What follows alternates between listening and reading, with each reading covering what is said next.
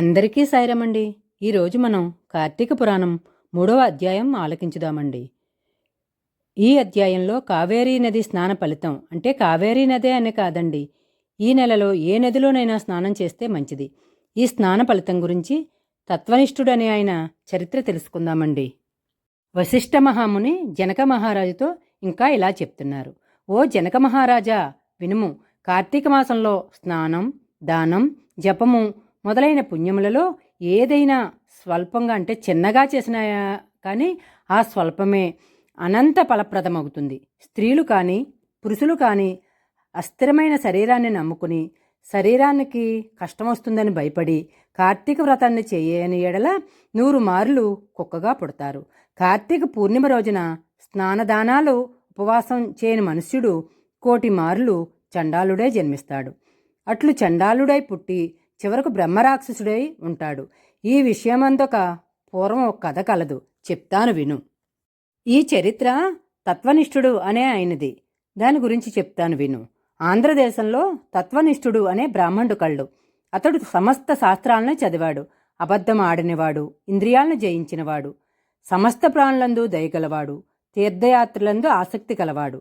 రాజా, ఆ బ్రాహ్మణుడు ఒకప్పుడు తీర్థయాత్రకు వెళ్తూ గోదావరి తీరమందు ఆకాశమునంటియున్నట్లుండు ఒక మర్రి చెట్టు మీద 3 రాక్షసులను చూశాడు.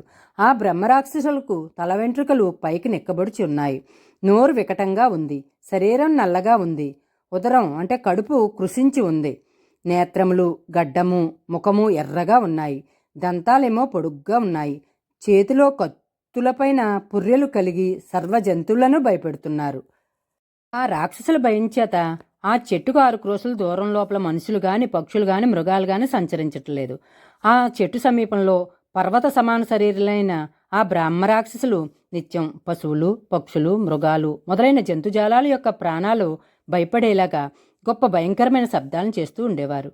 అనేక కార్తీక వ్రతములు ఆచరించిన తత్వనిష్ఠుడు దైవ వశం చేత ఆ మార్గాన వెళ్తూ మర్రిచెట్టు మీదనున్న 3 రాక్షసుల్ని చూశాడు.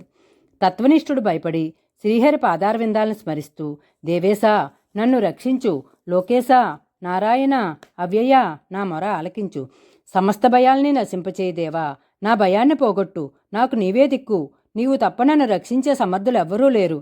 ఇలాగా హరిని గూర్చి మొరబెట్టుకుంటూ వారి భయాన్ని పరిగెత్తుతున్న బ్రాహ్మణ్ణి చూసి బ్రహ్మరాక్షసులు వానిని తినాలన్న తలంపుతో అతని వెంబడే పరిగెత్తసాగిరి. ఇట్లా కొంత దూరం పోగానే వెనక్కి తిరిగిన ఆ బ్రాహ్మణుడి దర్శనం అయ్యి బ్రహ్మరాక్షసులకు జాతి స్మృతి కలిగిందట. ఇంకా వశిష్ఠ మహాముని జనక మహారాజుతో ఇలా చెప్తున్నారు. ఓ రాజా, తరువాత ఆ బ్రహ్మరాక్షసులు ఆ బ్రాహ్మణు ముందు భూమి మీద సాష్టాంగ నమస్కారం చేసి అంజలి పట్టి నమస్కరించి అనేక వాక్యాలతో ఇట్లా స్తుతిస్తున్నారు. ఓ బ్రాహ్మణోత్తమ, మీ దర్శనం వలన మేం పాపరహితులమయ్యాము. మీ రాక మాకు ఉపకారం చేసింది. అది న్యాయమే. మహాత్ములు జీవించుట, యాత్ర చేయుట లోకాన్ని ఉద్ధరించుట కొరకే కదా, ఉపకారం కొరకే కదా. బ్రాహ్మణుడి మాటలను విని భయాన్ని వదిలి మంచి మనసుతో ఇట్లా అన్నాడు. మీరెవరు? ఏ కర్మచేత మీకిట్టి వికృత రూపాలు కలిగినాయి? లోకనిందితమైన ఏ కర్మను మీరు పూర్వకాలంలో చేశారు? భయాన్ని వదిలి సర్వాన్ని నాకు చెప్పండి అని అన్నాడట. అప్పుడు ఆ రాక్షసులు తాము చేసిన పాప కర్మలను వేరువేరుగా తలుచుకుని ఆ బ్రాహ్మణుతో ఇట్లా విన్నవించుకుంటున్నారు. ఇప్పుడు మొదటి బ్రహ్మరాక్షసుడు ఇట్లా చెప్తున్నాడు. అయ్యా, నేను పూర్వజన్మలో ద్రావిడ దేశంలో మందరమను గ్రామానికి గ్రామాధికారిని అంటే మునసిబును. బ్రాహ్మణుల్లో నీచుణ్ణి, కఠినంగా మాట్లాడేవాళ్ళని, ఇతరులను వంచించి మాటలను మాట్లాడడంలో నేను గొప్ప నేర్పరిని. నా కుటుంబ లాభం కొరకు బ్రాహ్మణుల ధనం చాలా అపహరించాను. బంధువులకు గాని బ్రాహ్మణులకు గాని ఒకనాడైనా అన్నాన్ని పెట్టి ఎరగను. బ్రాహ్మణుల సొమ్ము స్నేహం చేత అపహరిస్తే గనక 7 తరాల కుటుంబాలు నశిస్తాయి. దొంగతనంగా బ్రాహ్మణుల ధనం అపహరించిన ఎళ్ళ సూర్యచంద్రాదులు నక్షత్రాలు ఉన్నంతవరకు కుటుంబాలు నశిస్తాయి. నేను అలా చేశాను. తర్వాత మృతి నొంది యమ బాధలను అనేకాలు పొందాను. ఆ దోషం చేత భూమి యందు బ్రహ్మరాక్షసునే జన్మించాను. కనుక బ్రాహ్మణోత్తమ, ఈ దోషం నశించే ఉపాయం చెప్పు నాకు అని అన్నాడట మొదటి బ్రహ్మరాక్షసుడు. తరువాత రెండవ బ్రహ్మరాక్షసుడు ఇట్లా చెప్తున్నాడు. అయ్యా, నేను ఆంధ్రదేశంలో ఉండేవాణ్ణి. నేను నిత్యము తల్లిదండ్రులతో దెబ్బలాడుతూ తిడతా ఉండేవాణ్ణి. ఇదీగాక నేను నా భార్యాపిల్లలు సడ్రసోపేతమైన అన్నాన్ని భుజిస్తూ నా తల్లిదండ్రులకు మాత్రం చెద్దన్నాన్ని పెట్టేవాణ్ణి. బంధువులకు గాని బ్రాహ్మణులకు గాని ఒకనాడైనా అన్నం పెట్టి ఎరగను.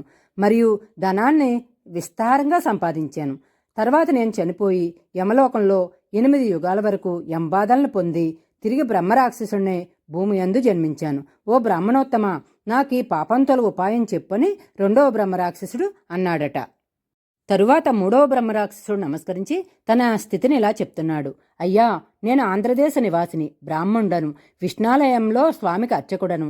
స్నాన సంధ్యావందనాలను విడిచి స్వామి పూజను వదిలి ఇతరులను తిడుతూ విశేషంగా మాట్లాడుచు కఠినున్నై దయాశూన్యున్నై తిరుగుచు దేవాలయాల్లో భక్తులు వెలిగించి దీపాల్లోని నెయ్యిని అపహరించి వేశ్యాగృహాల్లో దీపాలు పెట్టమని వేసికిచ్చి దేవతా నివేదిత అన్నాన్ని అపహరించి అనేక యాతలను అనుభవించి తరువాత భూమికి వచ్చి నానా జన్మలందు జన్మించి చివరికి బ్రహ్మరాక్షసుడినై పుట్టి ఈ మర్రి చెట్టు మీద ఉన్నాను కనుక సమస్తభూత దయాపర బ్రాహ్మణోత్తమ, నన్ను రక్షించుము, నాకీ బ్రహ్మరాక్షస జన్మాన్ని నశింపచేయము అని మూడవ బ్రహ్మరాక్షసుడు అన్నాడట.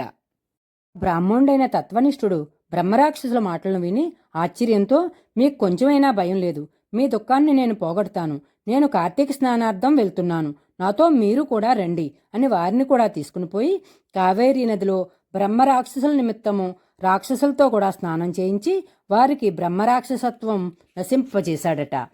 అముకానాం బ్రహ్మరాక్షసత్వ నివారణార్థం అస్యాం కావేర్యాం ప్రాతస్నానమహంకరిష్యే ఇట్లు సంకల్పం చేసి ఆ బ్రాహ్మణుడు విధిగా స్నానం చేసి ఆ రాక్షసుల కొరకు కొద్దిగా తన ఫలితాన్ని ఇచ్చాడట. ఆ క్షణాన్నే ఆ ముగ్గురు దోష విముక్తులై దివ్య రూపాలను ధరించి వైకుంఠలోకానికి వెళ్లారట. ఇంకా వశిష్ఠ మహాముని ఇంకా ఇలా చెప్తున్నారు. ఓ జనక మహారాజా, వినుము.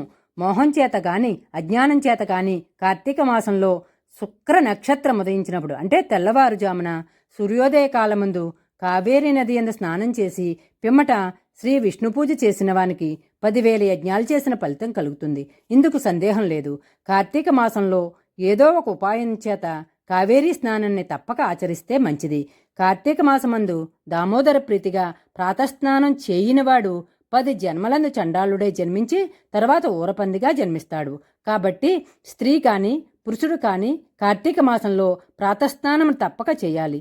ఈ విషయమే ఆలోచన చేసే పనిలేదు. ఇది కార్తీక పురాణం 3వ అధ్యాయం సమాప్తము. సాయిరాం.